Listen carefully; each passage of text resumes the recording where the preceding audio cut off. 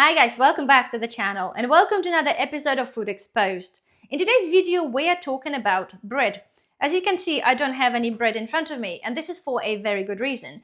This is because I no longer buy supermarket bread and I bake my own. To be fair, by the time I finish the video, I think you'd probably be considering doing the same.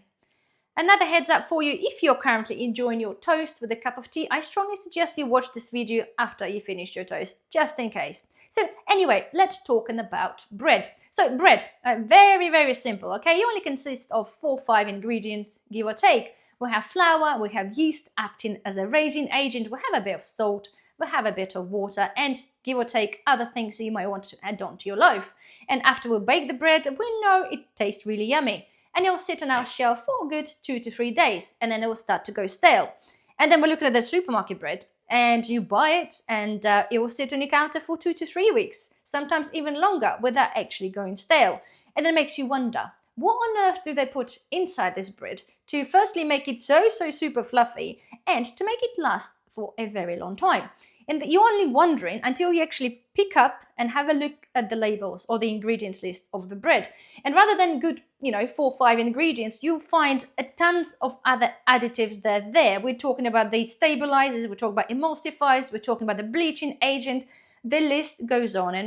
And this is why the bread will sit on your counter for good 2 to 3 weeks. But all those things that are currently inside the bread are really not good for you. And there's a few ingredients there, they also play havoc with our health. So to be avoiding that, it is kind of a good idea. So anyway, and we're wondering why on earth do we have to consume, or why on earth, in fact, they have to produce a bread that consists of so many things that should not be there. Well, old days, we're talking say 1950s, they used to bake bread pretty much a standard way, like what we do now, using the flour and then yeast as a raising agent. But in 1961, they decided to reinvent the wheel, or in fact reinvent the way they do bread, and they introduced the Chorleywood baking process, or CBP. And this has totally changed the way they're making bread. So this process, rather than using a flour and yeast as a raising agent, use a high-speed mechanical process. So when they beat the dough, they add on tons and tons of air. And rather than using yeast, they're using some other additives and chemicals instead of yeast to act as a raising agent. So what's happening currently, okay, they've been mixing all things together, mixing it really fast, adding on some bits and bobs, okay, adding on tons of air, and then they're baking this. So what happens basically for manufacturer, this is very much cost effective and a quick way of baking a bread.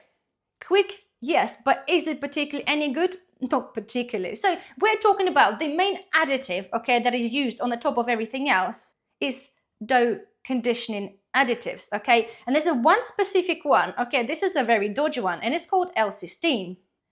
And when you look into this, it's like, what is actually L-cysteine? Well, it is non-essential amino acid. And then again, you think, okay, that's actually not that bad. But wait a second. So we actually want to know, where does it come from? Or what does that consist of? Or how, in fact, it's made? So, right, I'm going to start and I'm going to try to ease you into this one. So, hear me. So, number 1, okay, so we're talking about the non-essential amino acid that is extracted from. Number 1, we have ducks and chicken feathers. Absolutely, they put this through a chemical process and they'll extract those amino acids. We have number 2 on the list, pig bristles. They do exactly the same. They put this through a chemical process, okay, and they extract that. So just think about it, feathers, bristles.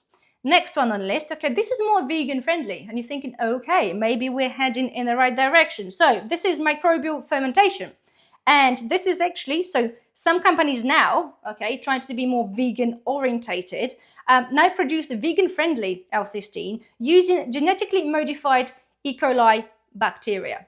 How about that? That's amazing. I know you want to be vegan, don't want to eat animals, but we're going to be delivering stuff from an E. coli bacteria. This is pretty gross, but not as gross as the last one on my list. So, okay, historically, the way they started to extract the L-cysteine was from human hair. Human hair. Yes, you heard me correctly. So they'll do the same. They collect the hair, they put this through the process, they'll extract the amino acids.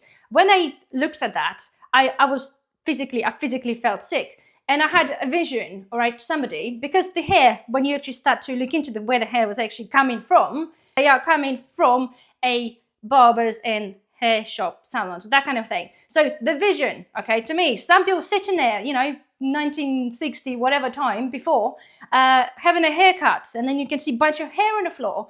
And to this person, it will cross the mind, so it's a good idea. Let's scoop this hair, take them home or to the factory, put them through some sort of a process, extract some amino acids, and then we'll add them to a loaf to make it last longer and be very, very fluffy. Like, what kind of person do you have to be to even consider that? I find this really difficult to digest in my head, but nonetheless, this has actually happened, so this is what it is. So you got to tell me, right, this is a little bit of a blow, especially for vegans and vegetarians, because they are an animal-derived product. And then we're going on about labeling. So let's talk about labeling, because you think, well, surely, as a vegetarians and vegans, we truly deserve to know what's actually in our food.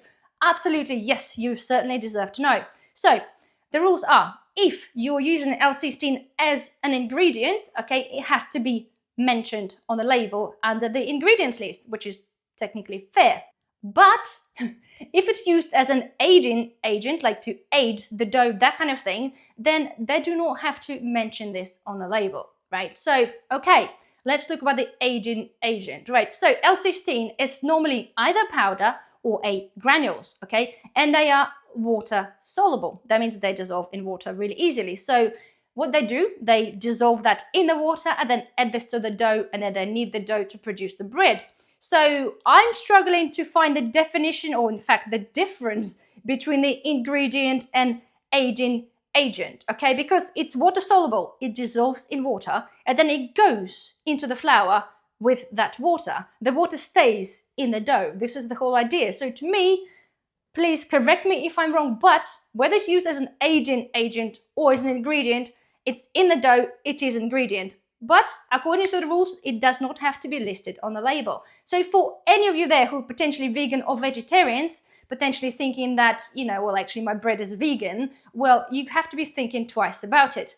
Yes, they're talking about companies that are thinking of walking away from using the animal-derived L-cysteine, but how would you know unless it specifically states that it is actually vegan-friendly L-cysteine? This is if at all they choose to list it on your bread ingredients list. So to me, that is pretty much disgusting. And, right, if we're looking at being a duck or chicken feathers, whether it's be it a bristles or the E. coli derived version, I do not want this in my bread, because to me it is absolutely disgusting. It doesn't need to be there. It really, really doesn't. We need to understand, okay, that the bread just lasts you for 3 to 4 days, maybe a week. We don't need to make it last us, 2-3 weeks. We just don't. We need to come back to basics and understand, okay, I'm talking to you guys as a consumer, that it's okay for bread to go stale, but you bake your own bread, okay, it'll last you for X amount of time. That's that. Leave it at that. We don't need to reinvent the things, right, just to make things last us for a very long time, just for the convenience point of view. See, I've done many recipes on bread, okay, because I make my own bread, any kind of bread, and it's actually easier than you think. So check out my playlist for Back to Basics with all the recipes of bread and many others as well. So where does that leave us, guys? Well, as I said to you, I've stopped buying the bread a very long time ago, because not just for this reason alone, but for other reasons of just other things that are currently in our bread.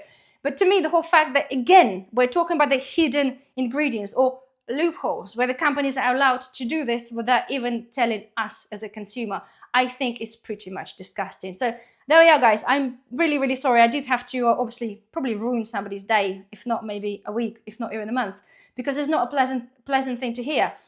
Because we rely on bread, a lot of us have sandwiches, when you go to work, it's that kind of thing. And now it's a bit of span in the works, because you have to potentially reconsider and start making your own. You don't have to, of course, it is what it is. But the point is, the idea of my videos, guys, is to get the truth out there and actually understanding. Because if you do understand what's in there, what sort of products or what sort of process the stuff goes through before it goes on your shelf, then you can make yourself an educated decision, okay? So there we are. I'm gonna stop talking now, guys. Please, I hope you have enjoyed this video. If you have, please don't forget thumbs up.